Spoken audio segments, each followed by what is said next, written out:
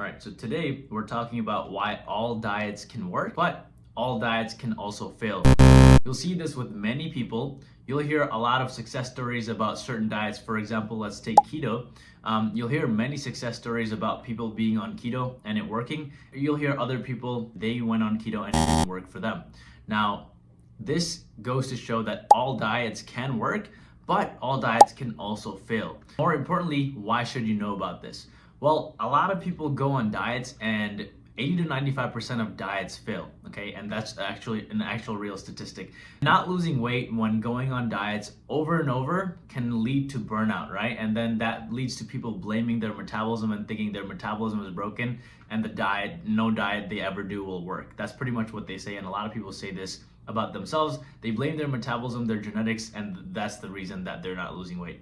But this belief is exactly what keeps them overweight, right? And if you understand this concept, you will never fail another diet again. What is this thing that makes some diets successful while others' diets fail, right? So let's take two people, for example.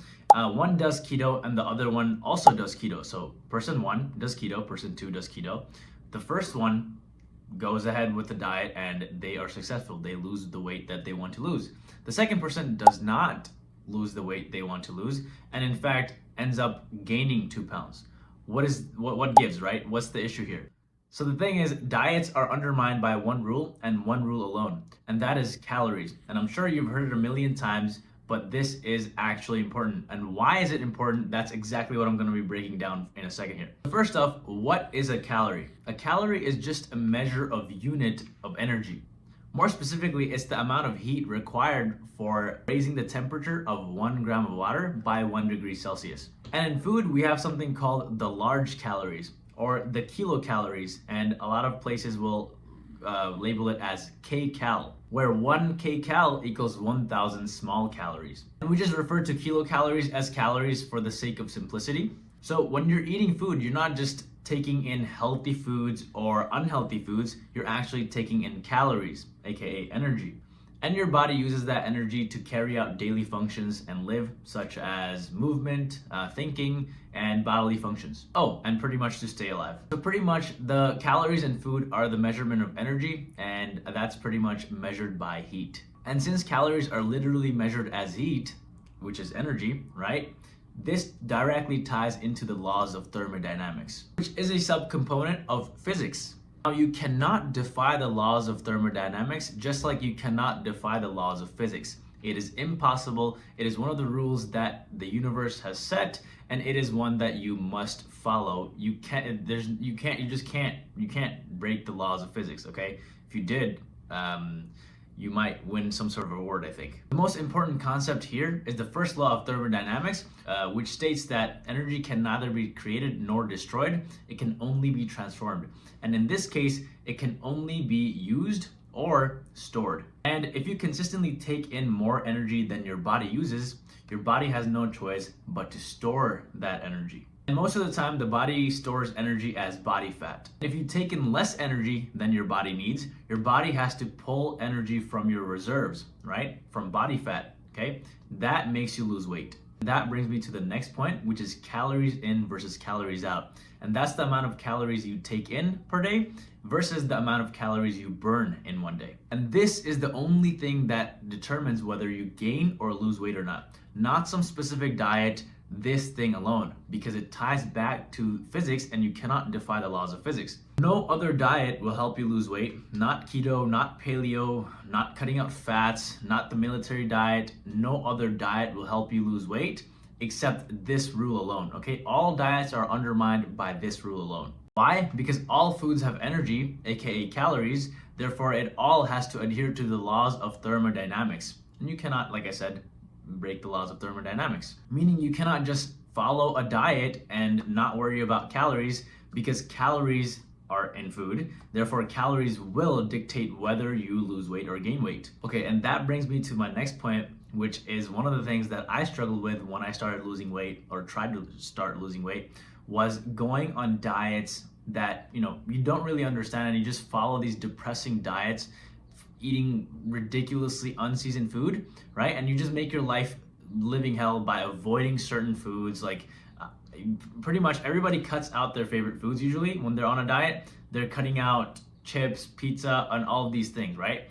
But the thing is, as long as you stay within your caloric intake, within your calorie boundaries, you will lose weight. I've been talking about calories for a while now, but let's talk about your body specifically. Now, everyone's body has its own amount of energy that it uses throughout the day. Mine will be different from you, just because of height, age, gender, muscle mass, activity levels, etc. Okay, so you want to find how many calories your body needs to carry out daily functions and live. So what you can do is get an estimate, and you can use a formula. It's low-key barely a formula. You take your body weight in pounds and multiply it by 15, and then that's your maintenance calories, right? This is the amount of calories that your body will use for it to carry out daily functions and live, and you will not either gain weight or lose weight, okay? And that's the amount of when you don't lose or gain weight with the amount of calories you're eating, that's the amount of calories your body needs for baseline homeostasis. If you're maintaining your body weight, that means you're at maintenance calories, or the amount of calories your body needs specifically, okay? So multiplying 15 by your body weight,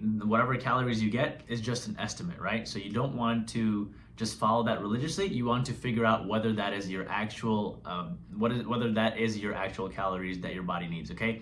So the way to do that is you're going to eat at those calories and obviously track how many calories you're eating throughout the day. You using any food logging app like MyFitnessPal. What are the other ones? Macro Factor by Jeff Nippard, right?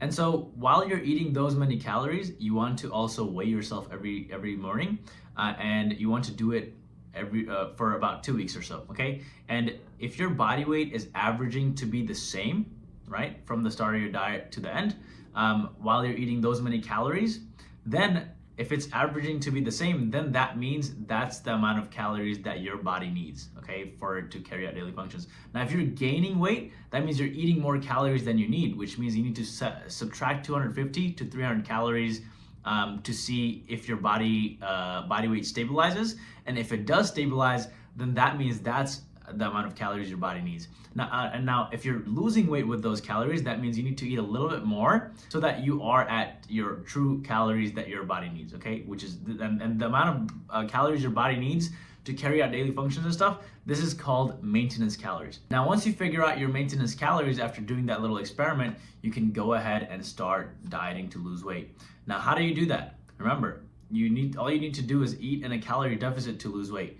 Now, a sustainable calorie deficit and a sustainable weight loss rate is 0.5 pound to 1 pound per week. If you're really overweight, you can go up to 2 pounds per week. Now, every 1 pound of body fat is 3,500 calories.